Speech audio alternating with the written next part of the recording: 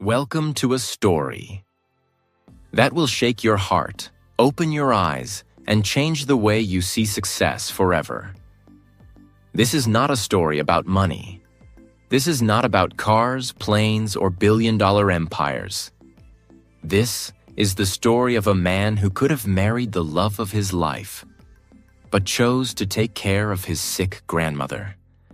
A man who built one of the biggest companies in the world, but still lives alone in a small house, with no wife, no children, no luxury. A man who had everything, and still chose to live like he had nothing. His name? Ratan Tata. And this is the real story behind the man who proved that. You don't need to be loud to be powerful. You don't need to be flashy to be respected. You don't need to show off to inspire the world. If you're tired of fake success stories, if you're tired of influencers talking but not feeling, then this video is for you.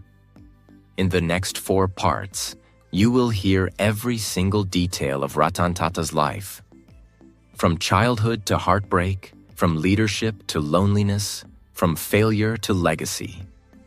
And as you listen, you'll also improve your English. Because this story is told in very simple words, step by step, with clear and emotional language.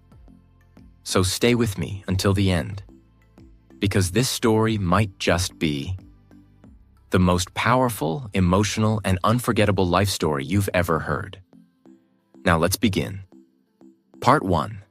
The boy who was born with a broken family, 1937 to 1955. Before the world called him Sir. Before the boardrooms and billion-dollar deals, Ratan Tata was just a shy little boy, born into a storm. Full name, Ratan Tata.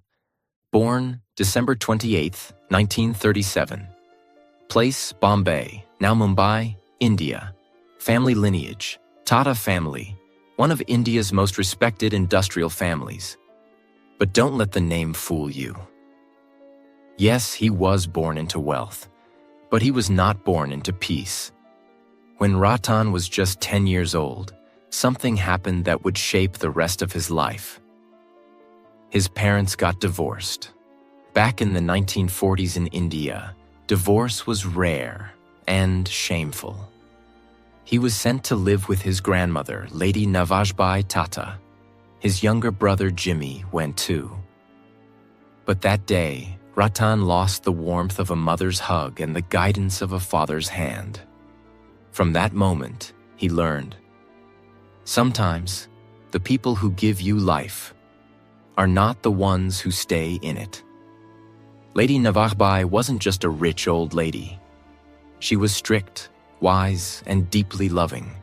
She raised Ratan like her own son. She taught him discipline, simplicity, respect, and most importantly, kindness. He saw wealth all around him, but he wasn't spoiled. She made sure of it. She told him, "It doesn't matter how much money you have. It matters how you treat people." That lesson would become the foundation of his entire life. Ratan went to Campion School in Mumbai. He was quiet. He was shy. He didn't have many friends. Kids teased him.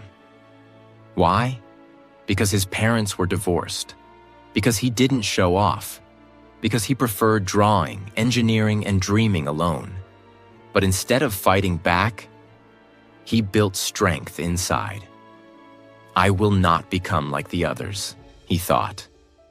I will build something better, something kinder. After high school, Ratan got into Cornell University in the USA.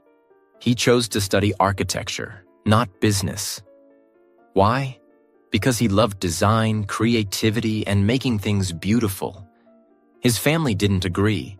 They wanted him to study something useful, like engineering or business. But he stood firm. He believed in his dream, even if nobody else did. That's who Ratan was, a quiet rebel with a big heart. While studying in the US, Ratan fell in love for the first time. It was real. It was deep. They were planning to get married.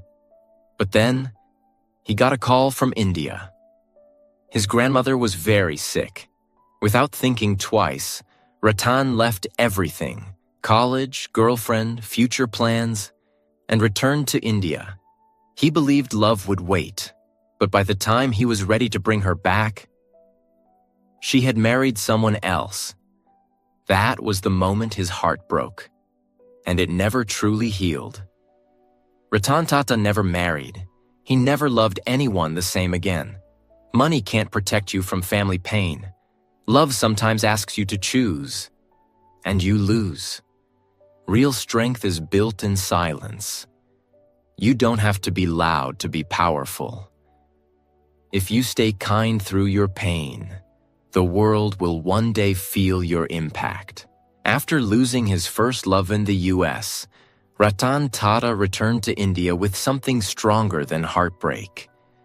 He returned with a quiet fire inside him.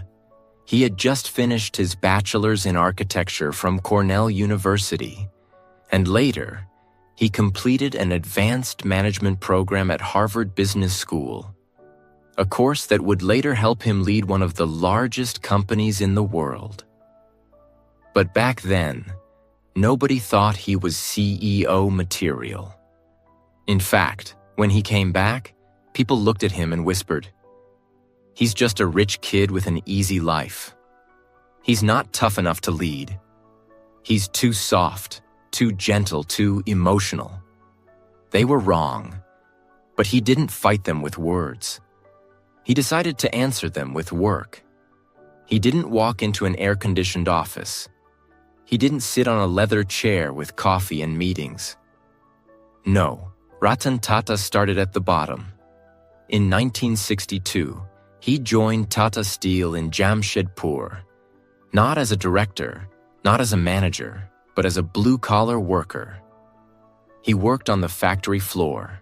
He handled furnaces, sweat, dirt, and machines.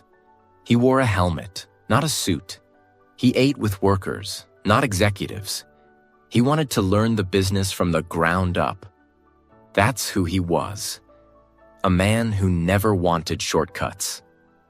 He worked day and night, learning every little detail about steel production, labor management, safety protocols, worker problems, factory operations, and all the while, others mocked him.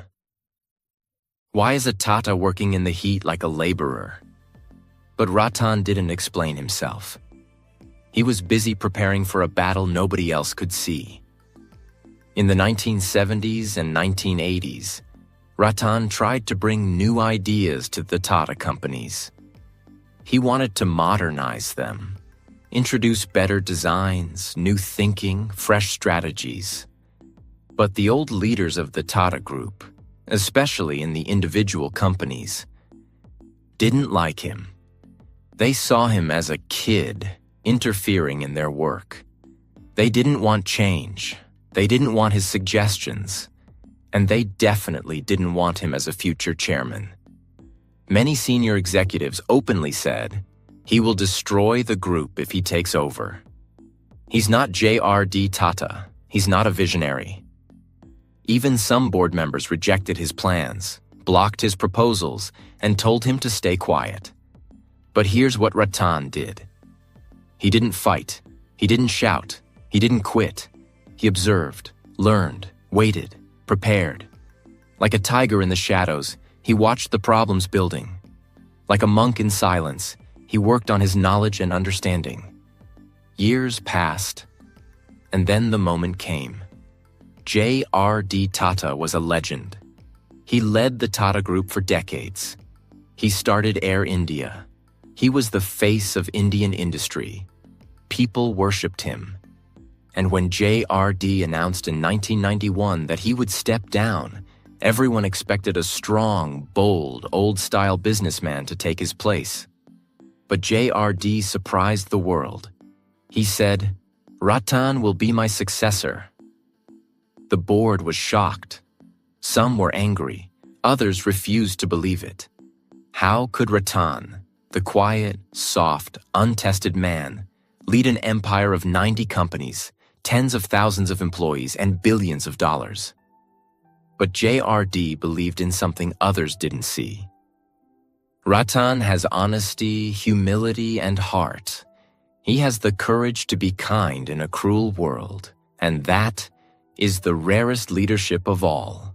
And just like that, in 1991, Ratan Tata became the chairman of Tata Sons, the holding company of the entire Tata Group.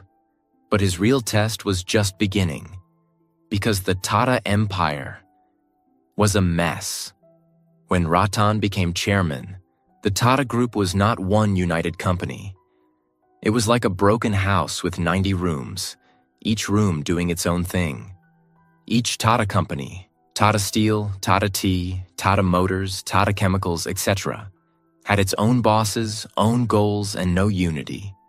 There was no shared vision, no brand identity, no common strategy, no global focus. And worst of all, many companies were losing money. India had just opened its economy to global competition. Foreign companies were entering, and the Tata companies were old, slow, and under pressure. Ratan was stepping into a battlefield, and almost every single powerful businessman in India believed he will fail. Even people inside Tata said, "We will not follow him." But Ratan didn't beg. He didn't fire people recklessly. He didn't make grand speeches. He began with one question: what does Tata mean to the world? And from there, he started a silent revolution. The first moves: restructure, reunite, rebuild. Step 1. Bring all Tata companies under one vision. He started bringing unity. One logo, the Tata T1 mission: trust, quality, simplicity. One direction, global leadership. Step 2. Cut the dead weight. He closed down loss-making units. He retired old leaders who refused to change. He focused on innovation, technology, and design. Step 3. Take bold bets. He launched Tata Indica, India's first homegrown car. Tata Consultancy Services, now one of the biggest IT companies. Rebranding of Tata Steel for international expansion. Step 4. Train leaders with values. He didn't just want managers. He wanted servant leaders, people who put ethics before ego, and slowly, quietly, powerfully, the empire began to rise. Part 2. The car that failed. The deal that shocked the world, 1998 to 2009. In the 1990s, India's roads were ruled by foreign cars and old models. Most people drove Maruti, Ambassador, or imported cars. There was no car that truly said, "This is made by India." But Ratan Tata had a vision. He wanted to create the first car built completely in India by Indian engineers in an Indian factory. With Indian pride. A car that middle-class families could afford. A car that wasn't just a machine, but a symbol of self-respect. "Why can't we build our own car?" he asked his team. "Why should we always depend on others?" Everyone said, "It's impossible. We don't have the technology. We will lose millions of dollars." But Ratan didn't back down. He believed in India. He believed in his people. And in 1998, after years of research, sweat, and silent struggle, Ratan Tata launched his dream, Tata Indica. It was the first truly Indian car, and for the first few days, the country was excited. Showrooms were full. Pre-orders were huge. Everyone wanted to support a made-in-India car. But then, the nightmare began. Just months after launch, reports came in. The car had performance issues. Mileage was not as good as promised. People were unhappy. Sales dropped. Showrooms became empty. And the same media that once praised Ratan now attacked him without mercy. Headlines read, "Tata's big flop. The car that shouldn't have been made. Ratan Tata's biggest mistake." And worst of all, People laughed. Big business tycoons, foreign companies, investors, they all mocked him. See, we told you he's not a real leader. He doesn't understand the market. He should resign. It was a storm. A dark, heavy storm of public failure. And then came the most painful moment. In 1999, Ratan Tata was advised by his board to sell the Tata Motors passenger car division, the same division that built the Indica. The loss was massive. The embarrassment was worse. It was personal. Ratan finally agreed, and with a heavy heart, he flew to Detroit, the home of America's auto giants, to meet Ford Motor Company.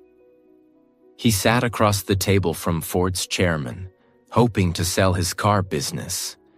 But instead of respect, he was insulted. A Ford executive looked him in the eye and said, "You don't know anything about cars. Why did you even try to build one? If you give us this company, we'll do you a favor by buying it." Ratan listened silently. No reply, no anger, no emotion. He got up and walked away. He didn't sell Tata Motors. He didn't forget those words, and he didn't give up on his dream. Instead, he returned to India and said, "They will regret this." Ratan didn't waste a single day. He sat with engineers, studied every complaint, fixed the design, improved performance, and launched Indica 5.2, a much better version. This time, it worked. Sales increased. People started trusting the car again. And slowly, Tata Motors became a respected brand. But Ratan was not done. He wanted to prove something more. Fast forward to 2008. Ford, the same company that insulted him, was now in deep financial trouble.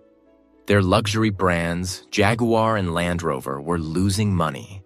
They wanted to sell. And guess who came to the table? Ratan Tata, the same man they once humiliated. Ford executives now welcomed him with folded hands. In March 2008, Tata Group bought Jaguar and Land Rover from Ford for $2.3 billion. That's right, the man who was once told, "You don't know anything about cars," now owned two of the most iconic car brands in the world. And after the deal, the same Ford chairman who insulted him said, "You are doing us a big favor by buying our company." Can you feel the power of this moment? It wasn't revenge. It wasn't ego. It was poetic justice. The world finally saw what India could do, and they saw what a quiet man with a clear heart could build. What happened next? Under Tata, Jaguar and Land Rover became profitable within 2 years. Their new models were a hit across the world. Tata Motors became a global force in the automobile industry. Ratan didn't just save a brand, he saved a dream. He proved that India could not only build cars, it could run the best car companies on earth. After the global shock of Tata buying Jaguar and Land Rover in 2008, Ratan Tata could have slowed down. He could have taken a break. He could have celebrated. But that's not who he was. Ratan didn't want to build cars just for the rich.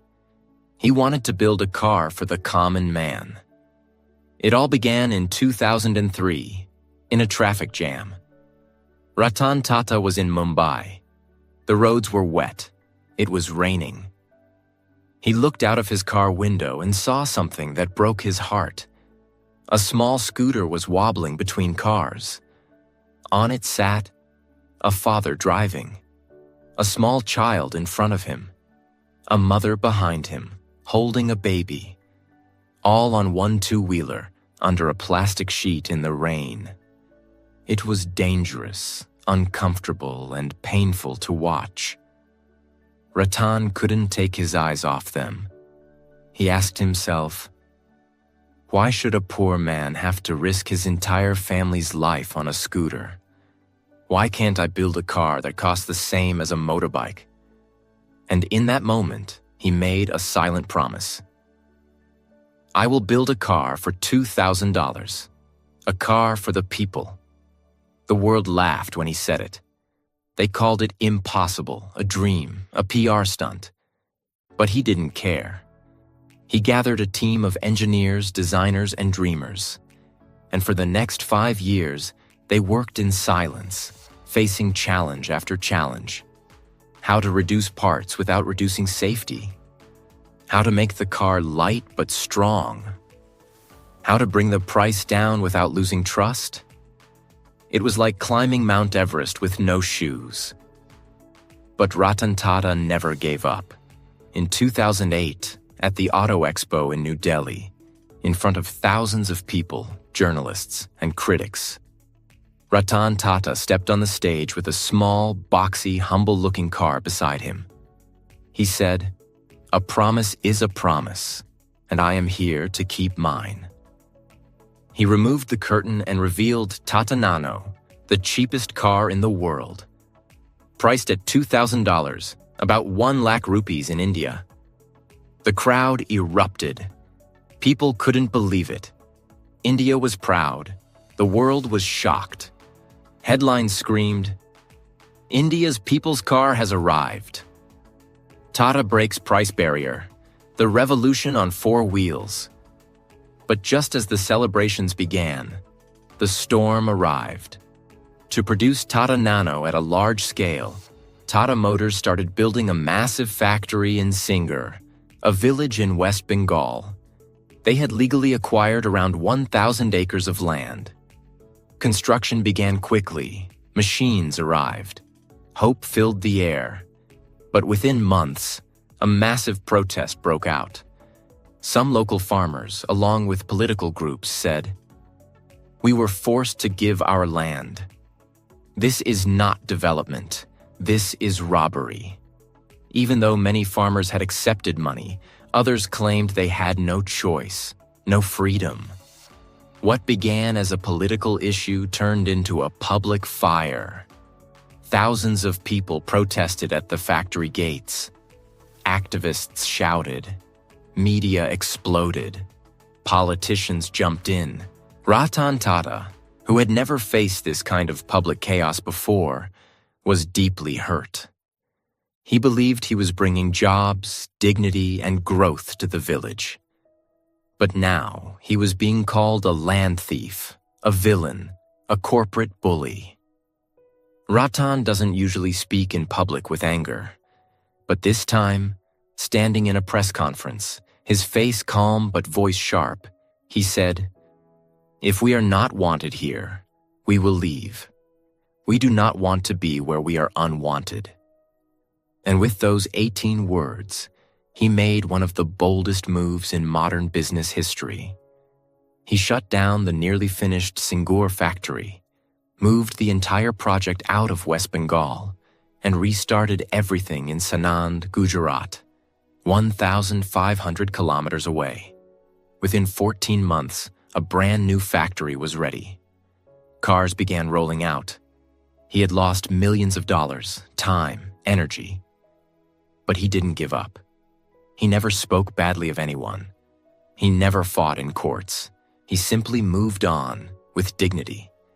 Even after all the pain, Ratan believed the Nano would win hearts. But something strange happened. People didn't want to buy it. Why? Because it was seen as a cheap car. Not affordable, but cheap.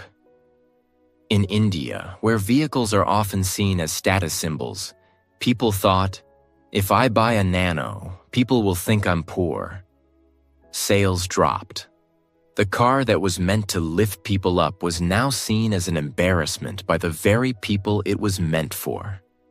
Marketing mistakes, poor brand positioning, and some technical issues added to the fall. And after a few years, the production of Nano slowly stopped. Ratan once said in an interview, "Nano was the biggest disappointment of my life, not because it failed, but because people misunderstood its purpose. It was built with love, and it broke my heart. This wasn't about money. Tata had more money than they could spend. This was about a promise, a dream to give dignity to the poor, and the world rejected it.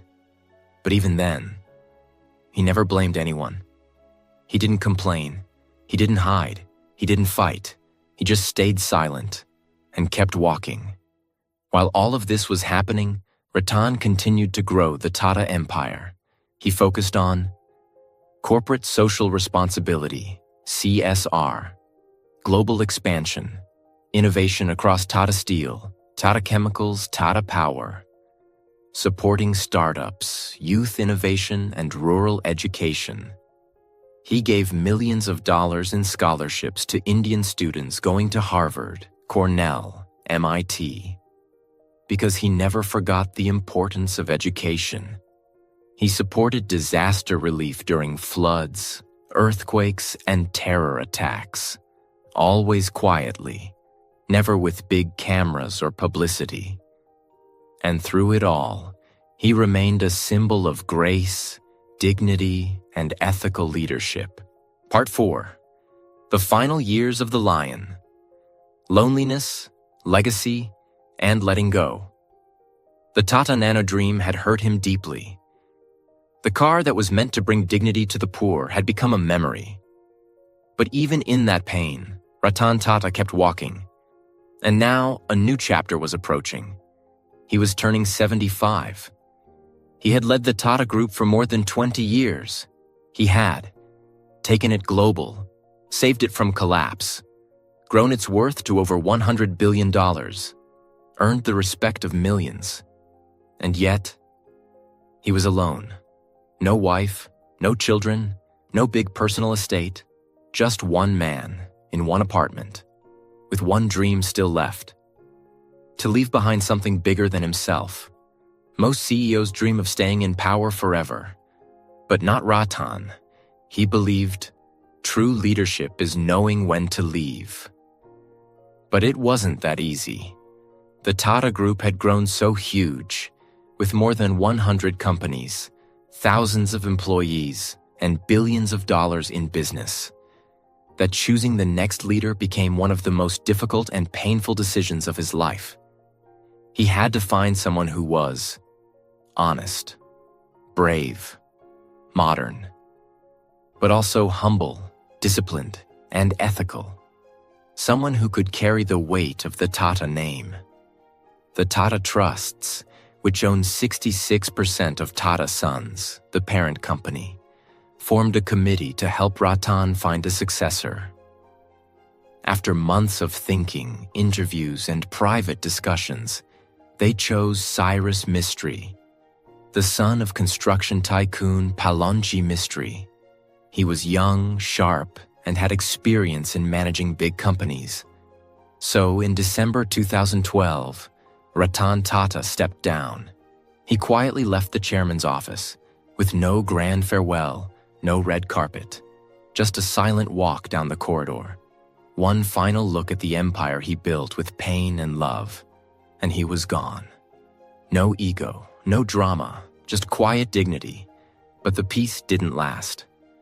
In 2016, just 4 years after his retirement, everything exploded. The Tata Sons board suddenly announced that Cyrus Mistry was removed as chairman. The reason? Conflicts in vision, differences in leadership style. Some reports said he was moving away from Tata's values. Others said it was personal politics. Cyrus Mistry pushed back. He went to court. The entire Tata brand was dragged into public legal battles. And people were shocked. This wasn't the quiet Tata they knew. Suddenly, newspapers were full of headlines like, "Tata House in Trouble," "Family Feud in Corporate India," "Why did Ratan Tata return?" Yes, Ratan Tata came back as interim chairman in 2016 to stabilize the group. At age 79, when most people rest, Ratan stood up again. Not for power, but to protect his family. The Tata family. He didn't shout. He didn't blame.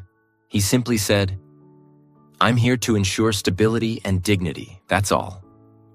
After months of search, the group finally appointed Natarajan Chandrasekaran in 2017, the first non-Parsi chairman in Tata history. He had risen from a very humble background, worked at Tata Consultancy Services, and proved his worth. Ratan trusted him. He stepped back for the final time, but he never stopped caring.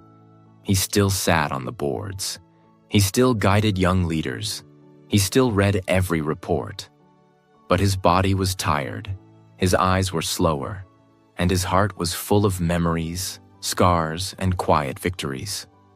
Ratan Tata lived alone in a simple apartment in Kolaba, Mumbai.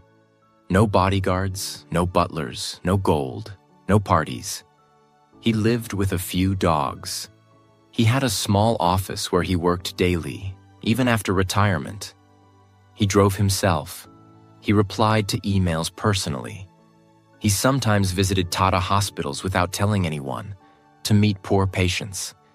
He loved dogs, especially strays. He adopted many. Design and architecture. Reading quietly. Helping unknown startups and young entrepreneurs. He never wanted to be called a billionaire. He once said, "I don't want to be remembered for how much money I made. I want to be remembered for the difference I made." But in private, he also had pain.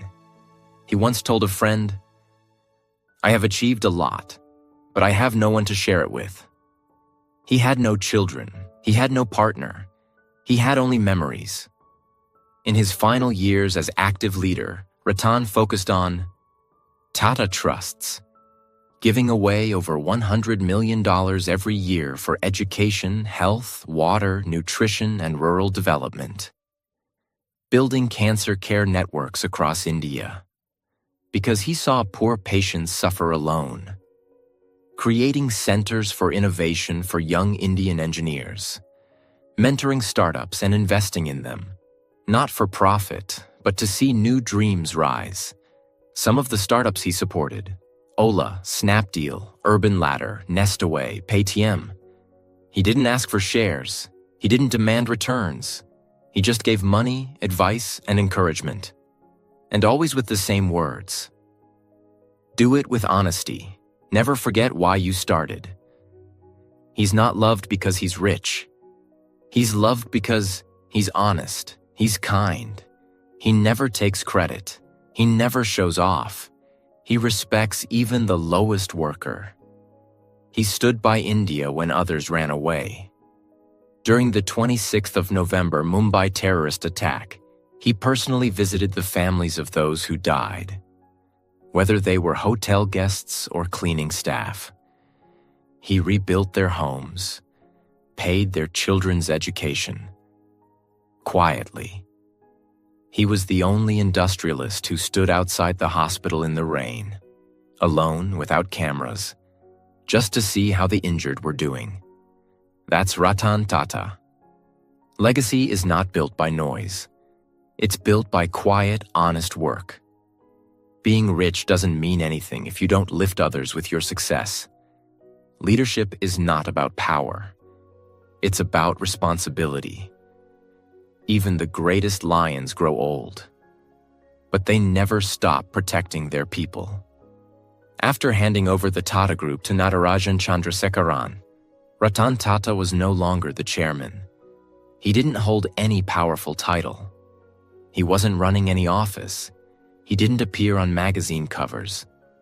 But his impact? Stronger than ever. Because true power doesn't come from the chair you sit in. It comes from the lives you touch, without needing applause.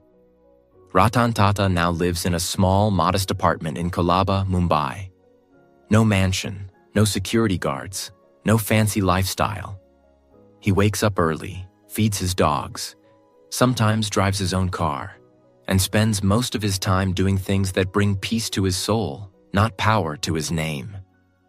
Every day he visits Tata Trust's office, reads letters from common people, writes personal replies, supports new ideas from youth, donates to causes without ever announcing it.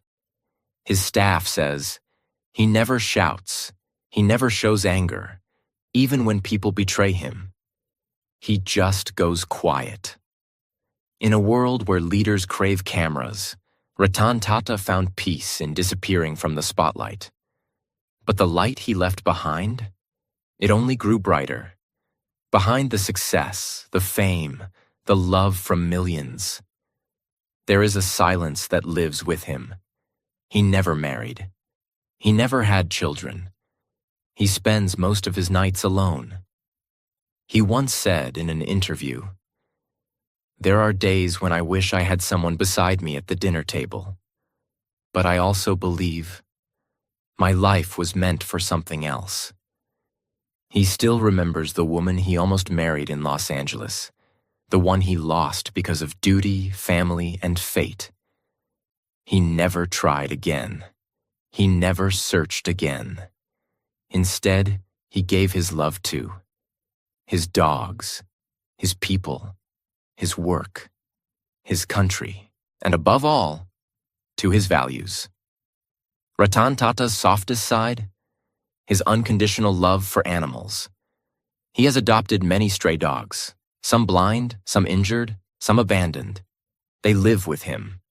They sit beside him while he works. He feeds them himself. In fact, the Tata headquarters in Mumbai has a special space where stray dogs live peacefully, because Ratan insisted on it. He once said, "Animals don't pretend. They don't cheat. They just love you. And that's rare in this world." In a world filled with false friends, Ratan found loyalty in paws and eyes that couldn't speak. Though he never wanted awards, the world couldn't ignore him. He has received Padma Bhushan, 2000, Padma Vibhushan, 2008, Knight Grand Cross of the British Empire, Carnegie Medal of Philanthropy, honorary doctorates from top universities like Harvard and Cornell, named in Time magazine's 100 most influential people. But do you know his response? "These are not mine. These belong to the people who trusted me." He never kept trophies in his house. He never framed his achievements, because what mattered to him were the lives he touched, not the lists he entered. Even after retirement, Ratan Tata kept working behind the scenes on Tata Cancer Care, building over 60 cancer care centers across India, for poor families who couldn't afford treatment, free food, transport, shelter for patients, rural water projects, bringing clean water to over 2,000 villages, creating rainwater harvesting systems, training villagers to manage their own water, education programs, full scholarships to poor children for global universities, free digital learning programs in rural India, startup mentorship, investing in small ideas, big dreams, funding young minds who had no investors, never asking for returns. He said, "My dream is not to build a company. My dream is to build a country where kindness is not rare." Here are some quotes that show his soul.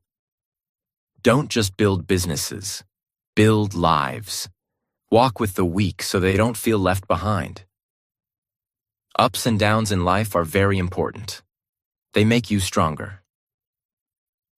I don't believe in taking right decisions. I take decisions, and then make them right. Be humble.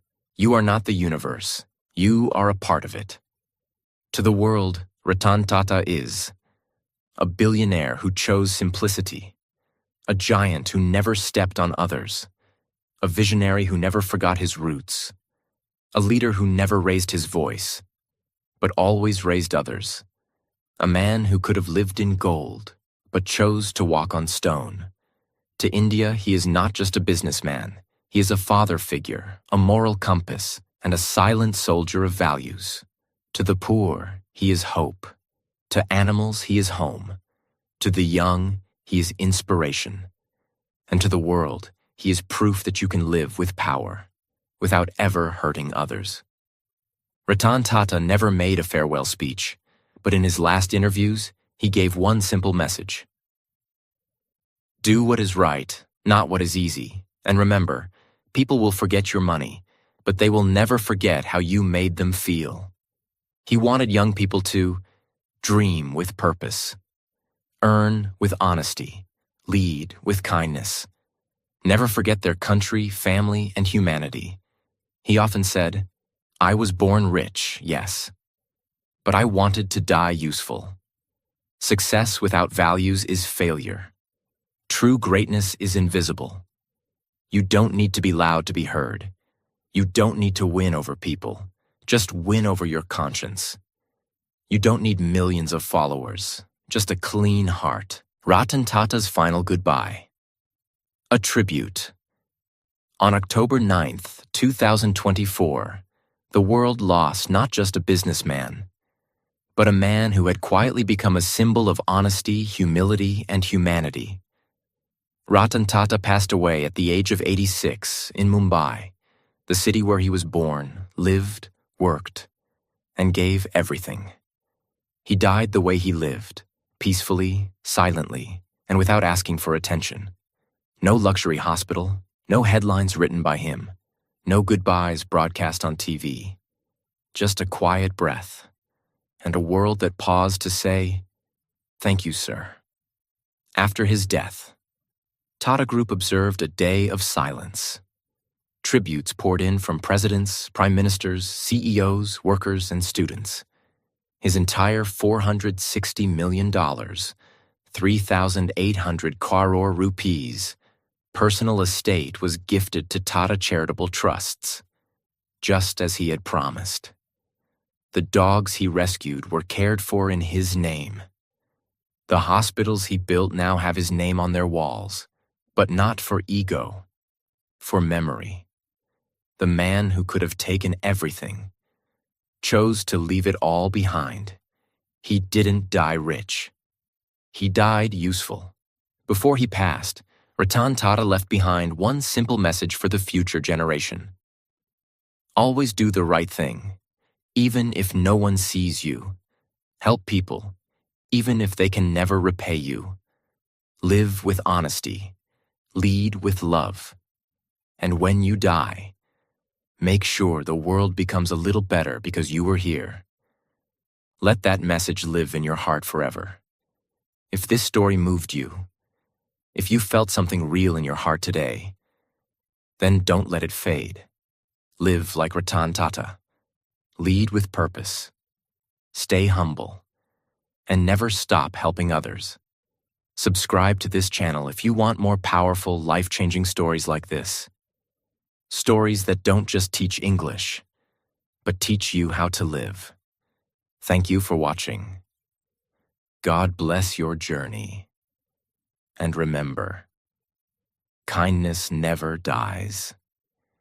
It lives on in people like you.